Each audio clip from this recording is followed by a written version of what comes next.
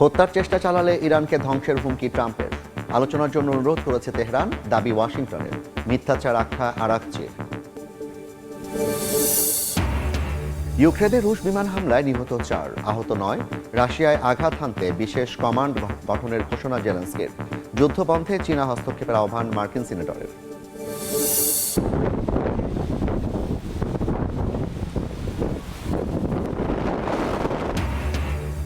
শক্তিশালী টাইফুন বাভির আঘাত, ফিলিপিন্সে নিহত 17। বৈরী আবহাওয়ায় জাপান ও তাইওয়ানে শত শত ফ্লাইট বাতিল। ভয়াবহ দাবানলে পুড়ছে ইউরোপের বিভিন্ন দেশ। আবারও অন্ধকারে নিমজ্জিত কিউবা, মার্কিন অবরোধ ও জ্বালানি সংকটে জাতীয় গ্রিডে বিপর্যয়। বিদ্যুৎহীন প্রায় 1 কোটি মানুষ, বাড়ছে জন অসন্তোষ।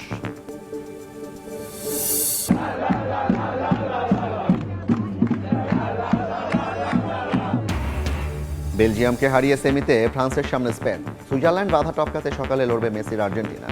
রাতে মুখোমুখি কেইনের ইংল্যান্ড ও হল্যান্ডের নরওয়ে।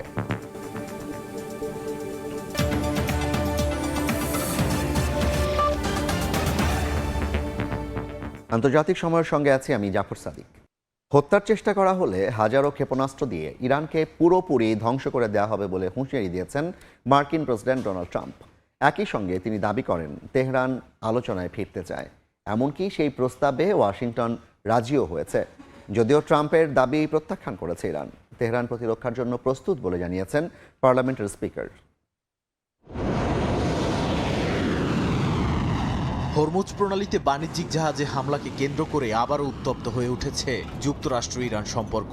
মার্কিন প্রেসিডেন্ট ডোনাল্ড ট্রাম্প দাবি করেছেন আলোচনায় ফিরতে চেয়েছে তেহরান এবং সেই প্রস্তাবে সম্মত হয়েছে ওয়াশিংটন। ট্রাম্প হুঁশিয়ারি দিয়ে বলেন, ইরান যদি তার বিরুদ্ধে কোনো হত্যা চেষ্টায় জড়ায় তাহলে হাজার হাজার ক্ষেপণাস্ত্র দিয়ে ইসলামী প্রজাতন্ত্রকে পুরোপুরি ধ্বংস করে দেয়া হবে। অন্যদিকে যুক্তরাষ্ট্রের হুঁশিয়ারির জবাবে কঠোর অবস্থান নিয়েছে তেহরান। ইরানের পার্লামেন্ট স্পিকার ও প্রধান আলোচক মোহাম্মদ বাঘের গালিবাফ বলেছেন, যুক্তরাষ্ট্র সমঝোতা ভঙ্গ করলে ইরান পূর্ণাঙ্গ প্রতিরক্ষার জন্য প্রস্তুত আছে। তেহরান কখনোই আত্মসমর্পণ করবে না বলেও উল্লেখ করেন তিনি। পররাষ্ট্রমন্ত্রী আব্বাস আরাকচিও বলেছেন, সমঝোতা স্মারকের যে কোনো শর্ত ভঙ্গ করলে তার জবাবও হবে পারস্পরিক। সামরিক উত্তেজনার মধ্যেই কূটনৈতিক তৎপরতা জোরদার হয়েছে। উত্তেজনা প্রশমনে তেহরানে পৌঁছেছেন কাতারের মধ্যস্থতাকারীরা। অন্যদিকে ওমানের নতুন দফার আলোচনার প্রস্তুতি নিচ্ছে ওয়াশিংটন ও তেহরান। এরই মধ্যে ওয়াল স্ট্রিট জার্নাল জানিয়েছে, নতুন পারমাণবিক চুক্তির সম্ভাবনা নিয়ে ক্রমেই হতাশ হয়ে পড়ছে ট্রাম্প প্রশাসন। হরমুজে উত্তেজনার প্রভাব পড়েছে আন্তর্জাতিক নৌ পরিবহনেও। জাহাজ চলাচল টানা তৃতীয় দিনের মতো স্বাভাবিকের তুলনায় কমে গেছে। অবস্থান গোপন রাখতে ট্রান্সপন্ডার বন্ধ করে চলাচল করা জাহাজের সংখ্যাও বেড়েছে উল্লেখযোগ্যভাবে। এদিকে সমঝোতা লঙ্ঘনের অভিযোগ তুলে ইরানের বিরুদ্ধে নতুন নিষেধাজ্ঞাও আরোপ করেছে যুক্তরাষ্ট্র। বিশ্লেষকদের মতে, সামরিক চাপের পাশাপাশি অর্থনৈতিক চাপও বাড়িয়ে তেহরানকে আলোচনায় ছাড় দিতে বাধ্য করতে চাইছে ওয়াশিংটন। অন্যদিকে আঞ্চলিক উত্তেজনার প্রভাব স্পষ্ট লেবানন সীমান্তেও। দক্ষিণ লেবাননে আবারও হামলা চালিয়েছে ইসরায়েল। তাদের দাবি, হামলায় হিজবুল্লাহর সদস্যসহ কয়েকজন নিহত হয়েছেন। একই সময় যুদ্ধবিরতি বাস্তবায়নের লক্ষ্যে লেবাননের সামরিক প্রতিনিধি দল পাঠিয়েছে মার্কিন সেন্ট্রাল কমান্ড। নাদিম মারজান, সময় সংবাদ। 2 দশকের বেশি সময় পর আবারও পার্লামেন্ট নির্বাচনের ঘোষণা দিয়েছে ফিলিস্তিন। আগামী 28 নভেম্বর ভোট গ্রহণের তারিখ নির্ধারণ করেছেন প্রেসিডেন্ট মাহমুদ আব্বাস। এদিকে গাজায় হামলা চালিয়ে হামাসের 2 কমান্ডারকে হত্যার দাবি করেছে ইসরায়েল। এছাড়া গাজার বিভিন্ন এলাকায় ড্রোন হামলা চালিয়েছে দখলদার বাহিনী। অধিকৃত পশ্চিম তীরেও ফিলিস্তিনিদের ওপর হামলা চালিয়ে যাচ্ছে ইসরায়েলি বসতি স্থাপনকারীরা। যুদ্ধবিরতির মধ্যে গাজা অধিকৃত পশ্চিম তীরে অভিযান চালিয়ে যাচ্ছে ইসরায়েলি বাহিনী। অধিকৃত পশ্চিম তীরের হেব্রন এলাকায় ইসরায়েলি বসতি স্থাপনকারীদের হামলায় বেশ কয়েকজন আহত হয়েছেন। স্থানীয় বাসিন্দাদের এলাকা ছাড়তে বাধ্য করার লক্ষ্যে দীর্ঘদিন ধরেই সেখানে ধারাবাহিক হামলা চালিয়ে আসছে বসতি স্থাপনকারীরা। অন্যদিকে উত্তর গাজার কামাল ও আদওয়ান হাসপাতালে ইসরায়েলি কোয়াডকপ্টার ড্রোন থেকে বিস্ফোরক নিষ্ফোরণে কয়েকজন হাসপাতাল কর্মী আহত হয়েছেন। আন্তর্জাতিক সম্প্রদায়ের প্রতি এসব হামলা বন্ধে জরুরি পদক্ষেপ নেওয়ার আহ্বান জানিয়েছে ফিলিস্তিনি স্বাস্থ্য মন্ত্রণালয়। গাজার পৃথক হামলায় হামাসের 2 কমান্ডার নিহতের দাবি করেছে ইসরায়েলি বাহিনী। তবে এ বিষয়ে এখনো কোনো আনুষ্ঠানিক প্রতিক্রিয়া জানায়নি হামাস। একই সঙ্গে অধিকৃত পশ্চিম তীরের বিভিন্ন এলাকায় অভিযান চালিয়ে আরও কয়েকজন ফিলিস্তিনিকে আটক করেছে ইসরায়েলি বাহিনী। বেথলেহেমের পূর্বাঞ্চলের বেশ কয়েকটি অঞ্চলে শরণার্থী শিবিরে তল্লাশি ও অভিযানের খবরও পাওয়া গেছে। এদিকে গাজার মানবিক সংকট মোকাবেলায় কূটনৈতিক উদ্যোগ জোরদারের আহ্বান জানিয়েছে জাতিসংঘ। নিউ ইয়র্কে নিয়মিত সংবাদ সম্মেলনে মহাসচিবের মুখপাত্র স্টিফেন দুজারিক বলেন, গাজার সংকট এখন শুধু একটি আঞ্চলিক ইস্যু নয়, বরং বৈশ্বিক স্থিতিশীলতার জন্য বড় হুমকি। তিনি জানান, গাজার দক্ষিণাঞ্চলের খান ইউনিসে বাস্তুচ্যুতদের একটি শিবির ভার্চুয়ালি পরিদর্শনের সুযোগ পেয়েছেন বিভিন্ন দেশের কূটনীতিকরা, যাতে তারা মাঠ পর্যায়ে মানবিক বাস্তবতা সরাসরি দেখতে পারেন। ফিলিস্তিনি প্রেসিডেন্ট মাহমুদ আব্বাস আগামী 28 নভেম্বর আইনসভা নির্বাচনের ঘোষণা দিয়েছেন। পরিকল্পনা অনুযায়ী নির্বাচন অনুষ্ঠিত হলে 2 দশকের বেশি সময় পর প্রথমবার ফিলিস্তিনে সংসদীয় ভোট গ্রহণ হবে। প্রেসিডেন্সিয়াল ডিক্রির মাধ্যমে ঘোষিত এই নির্বাচনে পশ্চিম তীর, গাজা উপত্যকা ও পূর্ব জেরুজালেমের ফিলিস্তিনিদের অংশ নেওয়ার আহ্বান জানানো হয়েছে। তবে প্রেসিডেন্ট নির্বাচনের তারিখ এখনো ঘোষণা করা হয়নি। 2005 সালে ইয়াসির আরাফাতের মৃত্যুর পর থেকেই প্রেসিডেন্টের দায়িত্ব পালন করছেন 90 বছর বয়সী মাহমুদ আব্বাস। শিউলি রোজা, সময় সংবাদ। ইউক্রেনে আবারও বিমান হামলা চালিয়েছে রুশ বাহিনী। এতে অন্তত 4 জন নিহত ও 9 জন আহত হয়েছেন। এদিকে রাশিয়ার অভ্যন্তরে গুরুত্বপূর্ণ লক্ষ্যবস্তুতে হামলার জন্য বিশেষ কমান্ড গঠনের ঘোষণা দিয়েছেন প্রেসিডেন্ট ভলোদিমির জেলেনস্কি। যুদ্ধপন্থে চীনের ভূমিকাকে সবচেয়ে গুরুত্বপূর্ণ বলে মনে করছেন মার্কিন সেনেটর লিন্ডসে গ্রাহাম। ইউক্রেনের পূর্বাঞ্চলীয় শহর ক্রামাতরস্কে বিমান হামলা করেছে রাশিয়া। এতে শিশুসহ হতাহত হয়েছেন বেশ কয়েকজন। দানেস্ক অঞ্চলে একটি ফ্রন্টলাইন শহরে 7টি গাইডে বোমা নিক্ষেপ করে রুশ বিমান বাহিনী। হামলায় একটি আবাসিক ভবন, দোকান ও কয়েকটি ব্যক্তিগত বাড়ি ধ্বংসস্তূপে পরিণত হয়েছে। ইউক্রেনের অভিযোগ, ইচ্ছাকৃতভাবে বেসামরিক এলাকাকে লক্ষ্যবস্তু করছে রাশিয়া। এদিকে রাশিয়ার ভেতরের দূরপাল্লার হামলা আরও জোরদার করতে বিশেষ কমান্ড গঠনের ঘোষণা দিয়েছেন ইউক্রেনের প্রেসিডেন্ট ভলোদিমির জেলেনস্কি। একই সঙ্গে অ্যাসাল্ট ইউনিট ও ড্রোন বাহিনীকে একীভূত করে নতুন দ্রুত প্রতিক্রিয়া বাহিনী গড়ে তোলার কথাও জানিয়েছেন তিনি। জেলেনস্কির ভাষায়, রাশিয়ার যুদ্ধ চালিয়ে যাওয়ার সক্ষমতাকে দুর্বল করতে সব ধরনের সামরিক সক্ষমতা একটি কমান্ডের অধীনে আনা হবে। অন্যদিকে কিয়েভ সফরে মার্কিন সেনেটর লিন্ডসে গ্রাহাম বলেছেন, ইউক্রেন যুদ্ধের অবসানে রাশিয়াকে শান্তি আলোচনায় বসাতে চীনই সবচেয়ে কার্যকর ভূমিকা রাখতে পারে। তার মতে আগামী কয়েক মাস কূটনৈতিক সমাধানের জন্য গুরুত্বপূর্ণ সময়। জেলেনস্কির সঙ্গে বৈঠকে ইউক্রেনের আকাশ প্রতিরক্ষা জোরদার এবং রাশিয়ার বিরুদ্ধে নতুন নিষেধাজ্ঞা নিয়েও আলোচনা হয়।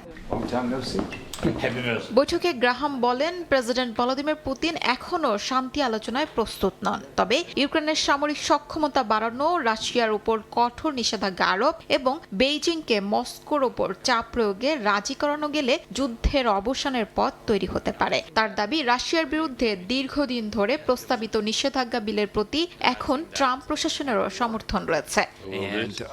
শিউলি রোজা, সময় সংবাদ। আন্তর্জাতিক সময় আরও থাকছে। চীনের ক্ষেপণাস্ত্র পরীক্ষায় যুক্তরাষ্ট্র ও মিত্র দেশগুলোর দুশ্চিন্তা, আঞ্চলিক নিরাপত্তার জন্য উদ্বেগজনক দাবি। সামরিক সক্ষমতা বৃদ্ধির ইঙ্গিত, বলছেন বিশ্লেষক। ফিলিপিন্সে শক্তিশালী টাইফুন বাভির প্রভাবে সৃষ্ট ভূমিধসে 17 জনের মৃত্যু হয়েছে। জাপান ও তাইওয়ানে আঘাত এনেছে বাভি। জাপানে ঝড়ের প্রভাবে বাতিল করা হয়েছে 2 শতাধিক ফ্লাইট। 24,000-এর বেশি ঘরবাড়ি বিদ্যুৎ বিচ্ছিন্ন।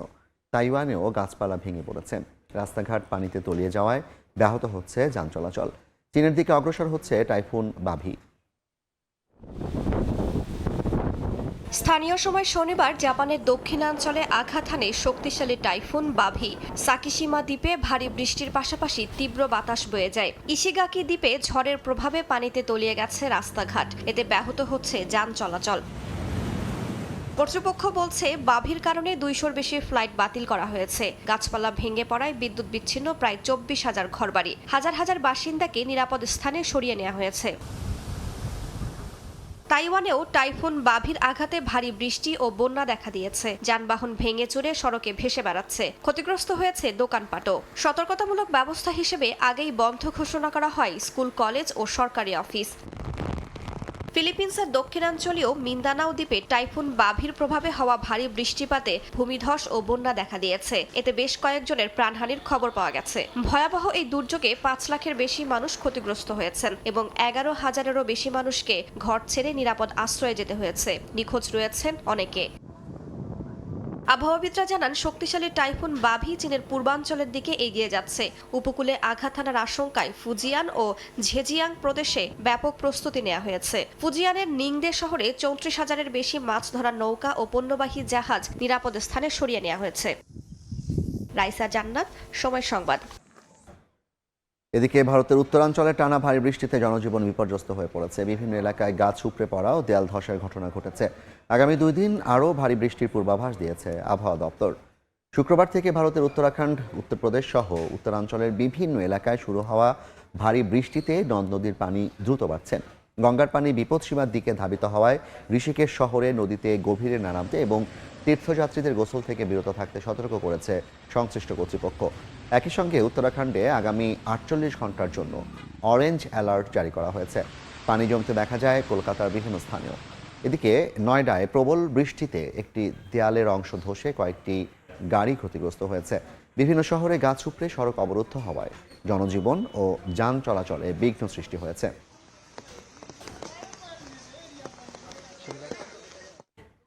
ইউরোপ জুড়ে ভয়াবহ রূপ নিচ্ছে দাবানল। স্পেনে এরই মধ্যে প্রাণহানি বেড়ে দাঁড়িয়েছে 12 জনে।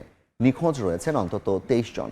পুড়ে ছাই দেশটির দক্ষিণাঞ্চলের প্রায় 32,000 হেক্টর এলাকা। একই সময় গ্রিস ও সাইপ্রাসেও আগুন নিয়ন্ত্রণে হিমশিম খাচ্ছেন দমকল কর্মীরা। তীব্র তাপপ্রবাহ ও জলবায়ু পরিবর্তনের কারণে আগামী দিনগুলোতে ইউরোপের দাবানল আরও ভয়াবহ হতে পারে বলে সতর্কতা বিশেষজ্ঞদের। ইউরোপ জুড়ে নতুন আতঙ্কের নাম দাবানল। একের পর এক ভয়াবহ আগুন ছড়িয়ে পড়ছে ইউরোপের বিভিন্ন দেশে। স্পেনের দক্ষিণাঞ্চলের আলমেরিয়ায় বেশ কয়েকজনের মৃত্যু হয়েছে। নিখোঁজ রয়েছেন অনেকে। লস গায়ার্দোস এলাকায় আগুন দ্রুত ছড়িয়ে পড়ে মুহূর্তেই গ্রাস করে ফেলছে বাড়িঘর, কৃষিজমি ও ফলের বাগান। এরই মধ্যে অঞ্চলটির 3,000-এর বেশি হেক্টর এলাকা পুড়ে ছাই হয়ে গেছে। আগুন নিয়ন্ত্রণে শত শত দমকল কর্মী ও হেলিকপ্টার কাজ করলেও প্রবল বাতাসের কারণে পরিস্থিতি আরও জটিল হয়ে উঠছে। শুধু স্পেন নয়, গ্রিসেও দাবানল নিয়ন্ত্রণে হিমশিম খাচ্ছেন দমকল কর্মীরা। থেসালোনিকির কাছে একটি পুনর্ব্যবহারযোগ্য বর্জ্য কারখানায় আগুন লাগার পর ছড়িয়ে পড়েছে বিষাক্ত ধোঁয়া। এ কারণে আশপাশের কয়েকটি এলাকার বাসিন্দাদের ঘরের ভেতরে থাকতে এবং জানলা দরজা বন্ধ রাখার নির্দেশ দিয়েছে কর্তৃপক্ষ। রাজধানী এথেন্সের কাছেও নতুন করে ছড়িয়ে পড়েছে দাবানল। এদিকে সাইপ্রাসেও দাবানলে প্রাণহানির পাশাপাশি ব্যাপক ক্ষয়ক্ষতির খবর পাওয়া গেছে। তবে ইউরোপে দাবানলের এই ভয়াবহতা নতুন নয়। গত এক দশকে ইউরোপের বিভিন্ন দেশে দাবানলে প্রাণ হারিয়েছেন শত শত মানুষ। 2018 সালে গ্রিসের মাটি শহরে দাবানলে শতাধিক মানুষের মৃত্যু হয়, যা দেশটির ইতিহাসের সবচেয়ে প্রাণঘাতী দাবানল। 2017 সালে পর্তুগালে প্রাণ হারান 120 জনের বেশি। তুরস্কে গত বছর দাবানল নেভাতে গিয়ে প্রাণ হারান 10 জন দমকল কর্মী ও উদ্ধারকর্মী। সাম্প্রতিক বছরগুলোতে গ্রিস, সাইপ্রাস ও স্পেনেও একাধিক প্রাণঘাতী দাবানলের ঘটনা ঘটেছে। ইউরোপীয় ইউনিয়নের জলবায়ু পর্যবেক্ষণ সংস্থা কোপার্নিকাস বলছে, 1980-র দশক থেকে ইউরোপে বিশ্বের অন্যান্য দেশের তুলনায় প্রায় দ্বিগুণ গতিতে তাপমাত্রা বেড়েছে। বিজ্ঞানীদের মতে তীব্র গরম, দীর্ঘস্থায়ী খরা ও জলবায়ু পরিবর্তনের কারণে দাবানল আরও দ্রুত ছড়িয়ে পড়ার পাশাপাশি ভয়াবহ হয়ে উঠছে। কার্যকর পদক্ষেপ না নিলে আগামী বছরগুলোতে ইউরোপে দাবানলের তীব্রতা বাড়ার সঙ্গে সঙ্গে প্রাণহানি আরও বাড়বে বলে সতর্ক করেছেন তারা। নাসরিন রুমি, সময় সংবাদ। তীব্র গরম আর শুষ্ক আবহাওয়ায় ভয়াবহ দাবানল ছড়িয়ে পড়েছে যুক্তরাষ্ট্রের ক্যালিফোর্নিয়ায়। স্থানীয় সময় শুক্রবার দুপুরে লস অ্যাঞ্জেলেস কাউন্টির উত্তরাঞ্চলে প্রথম আগুনের খবর পাওয়া যায়। দ্রুত ঘটনাস্থলে ছুটে যায় দমকল কর্মীরা। তবে তীব্র গরম, কম আর্দ্রতা ও অনুকূল আবহাওয়ার কারণে আগুন দ্রুত ছড়িয়ে পড়ে। কয়েক ঘন্টার মধ্যেই প্রায় 1,300 একর এলাকা পুড়ে যায়। পরে আগুন লস অ্যাঞ্জেলেস ন্যাশনাল ফরেস্টেও ছড়িয়ে পড়ে। আগুন নিয়ন্ত্রণে অতিরিক্ত দমকল বাহিনী মোতায়েন করা হয়েছে। আশপাশের এলাকায় থাকা বাসিন্দাদের নিরাপদ স্থানে সরে যেতে বলা হয়েছে। ক্ষতিগ্রস্তদের জন্য একটি আশ্রয় কেন্দ্র খুলেছে আমেরিকান রেড ক্রস।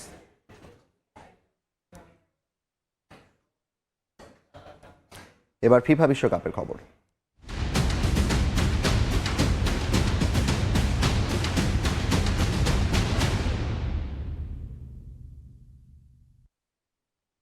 আবারও স্পেনের জয়ের নায়ক মিকেল মেরিনো। ম্যাচের শেষ মুহূর্তে তার গোলেই সেমিফাইনালে উঠেছে লা রোহারা।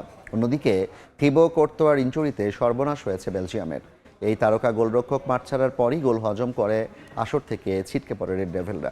এবারের আসরের প্রথম গোল হজম করলেও শেষ পর্যন্ত 2-1 ব্যবধানে জিতে শীর্ষ 4-এর টিকিট কেটেছে স্পেন, যেখানে তাদের প্রতিপক্ষ ফ্রান্স। লস এঞ্জেলেস থেকে লস্কর আল মামুনের রিপোর্ট। স্প্যানিশ ফিয়েস্তার আবহে আরও বর্ণিল হলিউডের শহর। ফিফা বিশ্বকাপ শিরোপার পথে আরও এক ধাপ এগিয়ে যাওয়ার আনন্দে আত্মহারা ওরা। লস অ্যাঞ্জেলেসে ম্যাচ মানেই গ্যালারিতে রূপালী পর্দার তারকাদের মেলা। 70,000-এরও বেশি দর্শকের মাঝে ক্যামেরা আলাদাভাবে খুঁজে নিয়েছে ব্র্যাড পিট, পেনেলোপে ক্রুজদের। তবে এদিনের মূল চরিত্র হয়ে ওঠেন মিকেল মেরিনো। আবারও ফুয়েন্তের ট্রাম্প কার্ড 30 বছর বয়সী মিডফিল্ডার ক্রিস্টিয়ানো রোনালদোর পর্তুগালকে বিদায় করার পর এবার শেষ মুহূর্তে গোল করে কাঁদালেন বেলজিয়ামদের। ম্যাচ জুড়ে আক্রমণের পর আক্রমণ করে গেছে স্পেন। বেলজিয়ামের 5টি শটের বিপরীতে মোট 18টি শট নিয়েছে তারা, যার মধ্যে 8টি ছিল অন টার্গেট। 30 মিনিটে ফ্যাবিয়ান রুইজের গোলে প্রথম লিডও ছিল তাদেরই। যদিও সাবেক বিশ্ব চ্যাম্পিয়নদের বিপক্ষে প্রথমার্ধে মাথা নত করেনি বেলজিয়াম। টিমোথি কাস্তানিয়ের ক্রস থেকে শার্লে দি কেতেলারের হেডে 41 মিনিটে সমতায় ফিরে রেড ডেভিলস। এবারের বিশ্বকাপে এই প্রথম গোল হজম করে স্পেন। প্রথমার্ধের পর দ্বিতীয়ার্ধেও প্রতিপক্ষের ডিফেন্ডারদের স্বস্তিতে থাকতে দেয়নি লা রোহা ফরওয়ার্ডরা। Lamine Yamal, Dani Olmo, Mikel ওয়ারজাবালদের সামনে লড়াই করে গেছেন থিবো কোর্তোয়া, কিন্তু ভাগ্য সঙ্গ দেয়নি। 71 মিনিটে ইনজুরি নিয়ে মাঠ ছাড়তে বাধ্য হন তারকা গোলরক্ষক। বদলি হিসাবে নামেন সেনে লামেন্স। অনেকটা ব্যাকফুটে থেকেই বাকি সময়টা খেলতে হয়েছে বেলজিয়ামকে। দু দলের দুই পরিবর্তন বদলে দিয়েছে ম্যাচের চিত্র। একদিকে কোর্তোয়ার মাঠ থেকে উঠে যাওয়া, আরেকদিকে মেরিনোর 86 মিনিটে মাঠে নামা। সাবস্টিটিউট হিসেবে নামার 2 মিনিটের মধ্যেই বল জালে জড়ান মেরিনো। কিছুই করার ছিল না কোর্তোয়ার। আর বিশ্বকাপের মঞ্চে নিজেকে প্রমাণের সুযোগ নষ্ট করার হতাশা গ্রাস করে সাবস্টিটিউট গোলকিপার লামেন্সকে। কুবাসির শট তার হাত থেকে ফসকে গেলে ফিরতি শটে গোল করেন মেরিনো। শেষ পর্যন্ত আর কোনো নাটকীয়তা ছিল না। 2-1 গোলে জিতে সেমিফাইনালের মঞ্চে পা রাখে স্পেন। আর হয়তো বিশ্বকাপ থেকে বেলজিয়ামের এই বিদায়ের মধ্য দিয়েই ডি ব্রুইনা, লুকাকুদের গোল্ডেন জেনারেশনের সমাপ্তি ঘটল। শেষ মুহূর্তের গোলে বেলজিয়ামকে হারিয়ে সেমিফাইনালে উঠেছে স্পেন। সেখানে তাদের শক্ত প্রতিপক্ষ ফ্রান্স। লস্কর আল মামুন, সময় সংবাদ, লস অ্যাঞ্জেলেস স্টেডিয়াম, যুক্তরাষ্ট্র। এক সপ্তাহের ব্যবধানে কিউবায় দ্বিতীয়বার জাতীয় বিদ্যুৎ গ্রিড ভেঙে পড়েছে। অন্ধকারে নিমজ্জিত দেশটি। জ্বালানি সংকট, বিদ্যুৎ বিপর্যয় আর মার্কিন অবরোধের চাপে স্থবির হয়ে পড়েছে 1 কোটিরও বেশি মানুষের দৈনন্দিন জীবন। বিদ্যুৎ বিপর্যয় ঘিরে বাড়ছে জন অসন্তোষ। পুরো কিউবা জুড়ে আবারও নেমে এসেছে অন্ধকার। শুক্রবার দেশটির জাতীয় বিদ্যুৎ গ্রিড সম্পূর্ণ ভেঙে পড়ায় বিদ্যুৎহীন হয়ে পড়েন প্রায় 1 কোটি বাসিন্দা। এক সপ্তাহের মধ্যে এটি দ্বিতীয় এবং চলতি বছরে চতুর্থবারের মতো জাতীয় পর্যায়ের ব্ল্যাকআউট দেখা দেয়। বিদ্যুৎ সরবরাহ পুনরুদ্ধারে জরুরি প্রোটোকল চালু করেছে কর্তৃপক্ষ।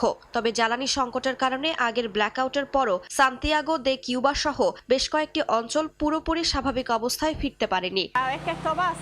প্রতিবার জাতীয় বিদ্যুৎ ব্যবস্থা ভেঙে পড়লে মনে হয় আমাদের জীবন আরো ধসে পড়ছে। কিউবানদের জীবনে এখন শুধু দুর্ভোগই ঘটছে। আর মৌলিক ও আমূল পরিবর্তন না এলে কিউবার মানুষের জীবনেও কোনো পরিবর্তন আসবে না।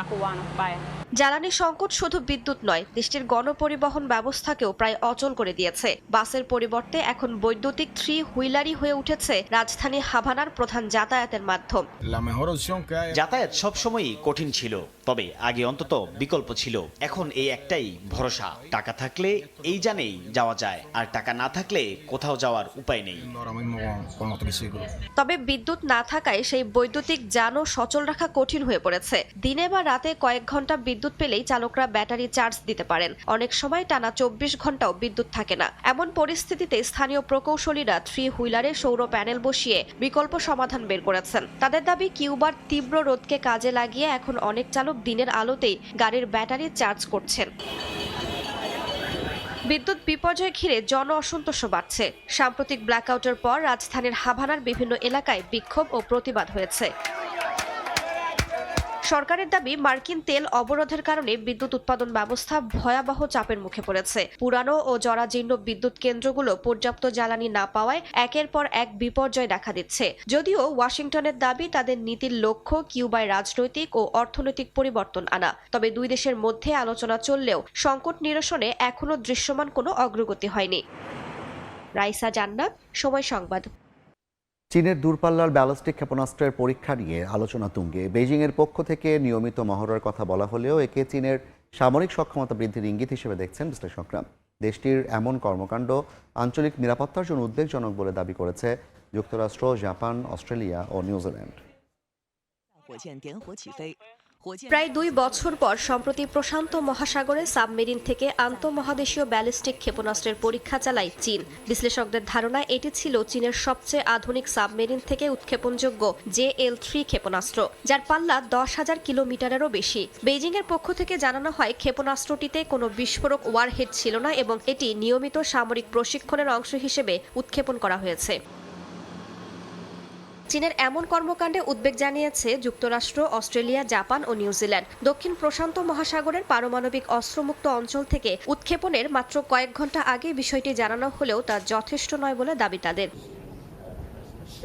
পেন্টাগনের দাবি, এ ধরনের ক্ষেপণাস্ত্র চীনের জলসীমা থেকেই যুক্তরাষ্ট্রের মূল ভূখণ্ডে আঘাত হানতে সক্ষম। অস্ট্রেলিয়ার প্রধানমন্ত্রী অ্যান্থনি আলবানিজ এই পরীক্ষাকে উস্কানিমূলক বলে মন্তব্য করেছেন। আর তাইওয়ানের অভিযোগ, আন্তর্জাতিক সম্প্রদায়কে ভয় দেখাতেই ক্ষেপণাস্ত্রের পরীক্ষা চালিয়েছে চীন। এটি ছিল একটি পারমাণবিক অস্ত্র বহনে সক্ষম আন্তঃমহাদেশীয় ব্যালিস্টিক ক্ষেপণাস্ত্রের পরীক্ষা। এটি অত্যন্ত উদ্বেগজনক, কারণ আমাদের প্রয়োজন পারমাণবিক অস্ত্র কমানো, বাড়ানো নয়। তার উপর প্রায় কোনো পূর্ব ঘোষণা ছাড়াই এই পরীক্ষা পরিচালিত হয়েছে, যা আন্তর্জাতিক নিরাপত্তা নিয়ে আরো গভীর উদ্বেগ সৃষ্টি করেছে। বিশ্লেষকদের মতে, এটি শুধু ক্ষেপণাস্ত্র পরীক্ষা নয়, বরং ভারত প্রশান্ত মহাসাগরীয় অঞ্চলে চীনের সামরিক সক্ষমতা ও কৌশলগত প্রভাবের বার্তা। এর জেরে প্রতিবেশী দেশগুলোর সঙ্গে চীনের দূরত্ব বাড়বে বলে মনে করছেন তারা। রাইসা জান্নাত, সময় সংবাদ। স্টিলটেক মানে গুণগত মানের নিশ্চয়তা। It's all about stainless style. ভেনেজুয়েলায় ভূমিকম্পে মৃতের সংখ্যা ছাড়িয়েছে 4,118 জন। আহত হয়েছেন 16,740 জন। এখনও নিখোঁজ কয়েক হাজার মানুষ। জীবিত কাউকে পাওয়ার আশা না থাকায় উদ্ধার অভিযান শেষ করেছে কর্তৃপক্ষ। তবে স্বজনদের মরদেহ খুঁজে পেতে অনেক পরিবার এখনও ধ্বংসস্তূপে অনুসন্ধান চালিয়ে যাচ্ছে। এদিকে ভূমিকম্পের পরও ছোট ছোট কম্পন অনুভূত হওয়ায় আতঙ্কিত বাসিন্দারা। অর্থনৈতিক সংকটে দুর্বল হয়ে পড়া ভেনেজুয়েলার জন্য পুনর্গঠন বড় চ্যালেঞ্জ হয়ে দাঁড়িয়েছে। এ অবস্থায় জাতিসংঘ জরুরি আন্তর্জাতিক সহায়তার আহ্বান জানিয়েছে।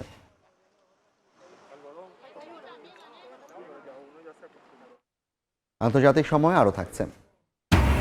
4 বছর পর ব্রিটেনের রাজা তৃতীয় চার্লসের সঙ্গে দেখা করলেন প্রিন্স হ্যারি। সঙ্গে ছিলেন স্ত্রী মেগান ও 2 সন্তান। দীর্ঘদিনের পারিবারিক দূরত্ব কমানোর ইঙ্গিত। পাকিস্তানের খাইবার পাখতুনখোয়ায় যৌথ অভিযানে 4 সন্ত্রাসী নিহত হয়েছে। প্রদেশটির কারাক ও কোহার জেলার সীমান্তবর্তী খাত্তাক ড্যাম এলাকায় এ ঘটনা ঘটে। এক বিবৃতিতে পুলিশ জানায়, গোয়েন্দা তথ্যের ভিত্তিতে শুক্রবার ভোরে এ অভিযান পরিচালনার সময় সশস্ত্র ব্যক্তিরা পুলিশকে লক্ষ্য করে গুলি চালালে উভয় পক্ষের মধ্যে গোলাগুলি হয়। পরে 4 সন্ত্রাসী প্রাণ হারান। নিহতরা কমান্ডার জাহিদ গ্রুপের সদস্য বলে দাবি নিরাপত্তা বাহিনীর। ঘটনাস্থল ঘিরে তল্লাশি চালানো হচ্ছে। নিহতদের পরিচয় ও সংশ্লিষ্টতা যাচাইয়েরও কাজ চলছে। ইবলায় আক্রান্ত হয়ে একই দিন প্রাণ হারিয়েছেন বাবা মা। তাই ছোট ভাই বোনের দায়িত্ব এখন 18 বছর বয়সী লা জোই কাহিন্দোর কাঁধে। কঙ্গোয় ইবোলা পরিস্থিতিতে মানবিক সংকট তীব্র হয়েছে। বাবা মায়ের কবরের পাশে ছোট বোনের হাত ধরে এভাবেই দাঁড়িয়ে আছেন কঙ্গোর বাসিন্দা লা জোই কাহিন্দো। কথা বলতে গিয়ে নিজেকে সামলে নিলেও আটকে রাখতে পারেননি চোখের জল। কয়েকদিন আগেই ইবোলা ভাইরাসে একই দিনে মারা গেছেন তার বাবা ও মা। লা জোই জানান, প্রথমে তার মায়ের শারীরিক অবস্থার দ্রুত অবনতি হয়, পরে অসুস্থ হয়ে পড়েন বাবাও। প্রতিবেশীদের পরামর্শে দুজনকে হাসপাতালে নেওয়া হয়, তবে পরদিন দুজনেই মারা যান। শোকের ভারে ভেঙে পড়লেও থেমে থাকার সুযোগ নেই। ছোট দুই ভাই বোনের দেখাশোনার দায়িত্ব তুলে নেন নিজের কাঁধে। তিনজনেরই আশ্রয় মিলেছে চাচার পরিবারে। ভাই বোনদের মুখের দিকে তাকালেই নতুন করে শক্তি পান বলে জানান লাজুই। আমি সবকিছু হারিয়েছি, কিন্তু যখন দেখি এখনো কয়েকজন মানুষ আমার পাশে রয়েছে তখন আবার নতুন করে শক্তি পাই। যখন আমার ছোট ভাই বোনদের দিকে তাকাই তখন মনে হয় আমি যদি দিনরাত শুধু কেঁদেই কাটাই তাহলে তাদের সান্ত্বনা দেবে কে। চলতি বছরের মে মাসে বিশ্ব স্বাস্থ্য সংস্থা কঙ্গোতে নতুন ইবোলা প্রাদুর্ভাব ঘোষণা করে। নিরাপত্তা সংকট, স্বাস্থ্যসেবায় সীমিত প্রবেশাধিকার এবং জনসচেতনতার অভাব পরিস্থিতিকে আরও জটিল করে তুলেছে। সরকারি তথ্য অনুযায়ী দেশটিতে এরই মাঝে ১৫০০-এর বেশি ইবোলা সংক্রমণ শনাক্ত হয়েছে। প্রাণ হারিয়েছেন ৫ শতাধিক মানুষ। বরকতুল্লাহ, সময় সংবাদ। 2026 সালের বৈশ্বিক প্রবৃদ্ধির পূর্বাভাস আবারও কমিয়ে 3% নির্ধারণ করেছে আন্তর্জাতিক মুদ্রা তহবিল IMF। কারণ হিসেবে মধ্যপ্রাচ্য সংঘাতের ফলে জ্বালানি বাজারের অস্থিরতাকেই দায়ী করছে সংস্থাটি। মধ্যপ্রাচ্য সংঘাতের কারণে বছরের শুরু থেকেই টালমাটাল বৈশ্বিক পরিস্থিতি, সেই সঙ্গে পাল্লা দিয়ে অস্থির হয়ে উঠেছে বিশ্ব অর্থনীতিও। এমন অবস্থায় 2026 সালের বৈশ্বিক অর্থনৈতিক প্রবৃদ্ধির পূর্বাভাস আবারও কমিয়েছে আন্তর্জাতিক মুদ্রা তহবিল IMF। গেল বুধবার প্রকাশিত সংস্থাটির সবশেষ প্রতিবেদন বলছে 2026 সালে বৈশ্বিক অর্থনীতি 3% হারে বাড়তে পারে। গেল এপ্রিলে যে পূর্বাভাস ছিল 3.1%। এর কারণ হিসেবে যুক্তরাষ্ট্র, ইসরায়েল ও ইরান সংঘাতের কারণে তৈরি হওয়া জ্বালানি সংকটকে দুষছে IMF। তবে আগামী বছরে পরিস্থিতি থেকে ঘুরে দাঁড়ানোর পূর্বাভাসও দিয়েছে সংস্থাটি। প্রবৃদ্ধি হতে পারে 3.4%। তবুও এটি 2024 আর 2025 সালের গড় প্রবৃদ্ধি 3.5%-এর নিচে থাকবে। মূল্যস্ফীতির ক্ষেত্রেও সতর্কবার্তা দিয়েছে সংস্থাটি। চলতি বছরে বৈশ্বিক মূল্যস্ফীতি 4.7%-এ পৌঁছাতে পারে। 2025 সালে যা ছিল 4.1%। অন্তরা সেন, সময় সংবাদ। বিশ্বের সবচেয়ে বড় রেইন ফরেস্ট আমাজন রক্ষায় বড় সাফল্যের দাবি করেছে ব্রাজিল। প্রেসিডেন্ট লুলা দা সিলভার আমলে 2026 সালের প্রথম 6 মাসে বন উজাড় নেমেছে গত এক দশকের মধ্যে সর্বনিম্ন পর্যায়ে। চলতি বছরের জানুয়ারি থেকে জুন এই 6 মাসে ব্রাজিলের আমাজন বনাঞ্চলে উজাড় হয়েছে প্রায় 1295 বর্গ কিলোমিটার বন, যা গত বছরের একই সময়ের তুলনায় 38% কম। ব্রাজিলের national institute for space research বলছে 2016 সালের পর এটাই বছরের প্রথমার্ধে সবচেয়ে কম বন উজাড়ের রেকর্ড। 2022 সালে তৎকালীন প্রেসিডেন্ট জেইর বোলসোনারোর আমলে আমাজনে বন উজাড় সর্বোচ্চ পর্যায়ে পৌঁছায়। সে সময় নিউ ইয়র্ক শহরের তুলনায় প্রায় 13 গুণ বেশি আয়তনের বনভূমি ধ্বংস হয়। পরিবেশবাদীদের অভিযোগ, বোলসোনারোর নীতির কারণে বন ধ্বংস এবং আদিবাসীদের অধিকার ক্ষতিগ্রস্ত হয়েছিল। 2022 সালের নির্বাচনে পরিবেশ রক্ষার প্রতিশ্রুতি দিয়ে ক্ষমতায় ফেরেন লুলা ডি সিলভা। অবৈধ বন উজাড় 2030 সালের মধ্যে শূন্যে নামিয়ে আনার অঙ্গীকার করেন তিনি। দায়িত্ব নেয়ার প্রথম বছরই বন উজাড়ের হার অর্ধেকে নেমে আসে, আর সেই ধারা 2026 সালেও অব্যাহত রয়েছে। তবে পরিবেশ নিয়ে সমালোচনার মুখেও পড়তে হয়েছে লুলাকে। আমাজন নদীর মোহনার কাছে নতুন তেল অনুসন্ধানের অনুমোদন দেয়ায় পরিবেশবাদীরা তার সরকারের সমালোচনা করছেন। একই সময়ে মার্কিন প্রেসিডেন্ট ডোনাল্ড ট্রাম্পের প্রশাসন ব্রাজিলের বিরুদ্ধে নতুন শুল্ক আরোপের প্রস্তাবে অবৈধ বন উজাড়ের অভিযোগও তোলে। তবে সর্বশেষ পরিসংখ্যান সামনে এনে সেই অভিযোগ প্রত্যাখ্যান করেছে ব্রাজিল সরকার। লুলা জানান 2030 সালের মধ্যে বন উজাড় শূন্যে নামিয়ে আনা কোনো আন্তর্জাতিক চাপ নয়, এটি তাদের সরকারের নিজস্ব সিদ্ধান্ত। গবেষকদের মতে রেইন ফরেস্টের ধ্বংস কমাতে ব্রাজিলের এই অগ্রগতি গুরুত্বপূর্ণ ভূমিকা রাখছে। নাদিম মারজান, সময় সংবাদ। 4 বছর পর রাজা তৃতীয় চার্লসের সঙ্গে দেখা করলেন প্রিন্স হ্যারি ও তার পরিবার। দীর্ঘদিনের পারিবারিক দূরত্ব কমানোর ইঙ্গিত দিচ্ছে এই সাক্ষাৎ। দীর্ঘ 4 বছরের দূরত্ব, অভিমান আর বিতর্কের পর অবশেষে এক ফ্রেমে ব্রিটিশ রাজ পরিবার রাজা তৃতীয় চার্লসের সঙ্গে দেখা করলেন প্রিন্স হ্যারি, মেগান মার্কেল এবং তাদের 2 সন্তান। শুক্রবার তারা ইংল্যান্ডের রাজা চার্লসের ব্যক্তিগত বাসভবন হাইগ্রোভ হাউসে মিলিত হন। 6 বছর আগে রাজপরিবারের দায়িত্ব ছেড়ে যুক্তরাষ্ট্রের ক্যালিফোর্নিয়া চলে যান প্রিন্স হ্যারি ও তার স্ত্রী মেগান। এরপর থেকেই রাজপরিবারের সঙ্গে তাদের সম্পর্কের টানাপোড়েন শুরু হয়। হ্যারির আত্মজীবনী স্পেয়ারে রাজা চার্লস, রানী ক্যামিলা ও রাজপরিবারের বিভিন্ন বিষয় নিয়ে বিস্ফোরক দাবি করা হয়। এরপর থেকেই রাজপরিবারের অন্য সদস্যদের সঙ্গে হ্যারির দূরত্ব আরও বেড়ে যায়। প্রিন্স হ্যারির 2 সন্তান, প্রিন্স অর্চির বয়স 7 বছর ও প্রিন্সেস লিলিবেটরের বয়স 5 বছর। 2022 সালে রানী দ্বিতীয় এলিজাবেথের প্লাটিনাম জুবিলির পর এই প্রথম দাদা চার্লসের সঙ্গে দেখা হলো তাদের। তবে তাদের এই সাক্ষাতের পুরোটাই ছিল ব্যক্তিগত, তাই এই নিয়ে কোনো ছবিও প্রকাশ করা হয়নি। 77 বছর বয়সী রাজা চার্লস বর্তমানে ক্যান্সারের চিকিৎসা নিচ্ছেন। রাজা চার্লসও ব্যস্ত কর্মসূচির মধ্যেও এই পারিবারিক সাক্ষাতের জন্য সময় বের করে নেন, কারণ সামনে স্কুল শুরু হওয়ায় আর্চি ও লিলিবেটরকে আবার ক্যালিফোর্নিয়ায় ফিরতে হবে। ইশিতা আক্তার, সময় সংবাদ। আন্তর্জাতিক সময়ের শীর্ষ সংবাদগুলো জানিয়ে দিচ্ছে আরেকবার। হত্যার চেষ্টা চালালে ইরানকে ধ্বংসের হুমকি ট্রাম্পের, আলোচনার জন্য অনুরোধ করেছে তেহরান, দাবি ওয়াশিংটনের। মিথ্যাচার আখ্যা আরাকচির।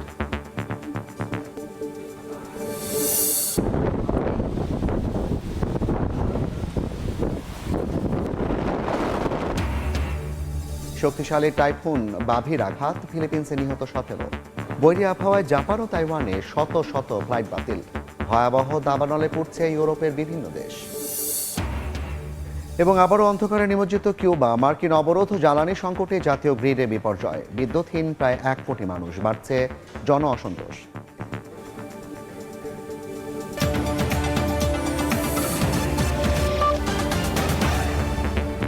এই ছিল আন্তর্জাতিক সময়। দর্শক, বিশ্বকাপ ফুটবলের মহাযজ্ঞ সরাসরি সম্প্রচার করছে সময় টেলিভিশন।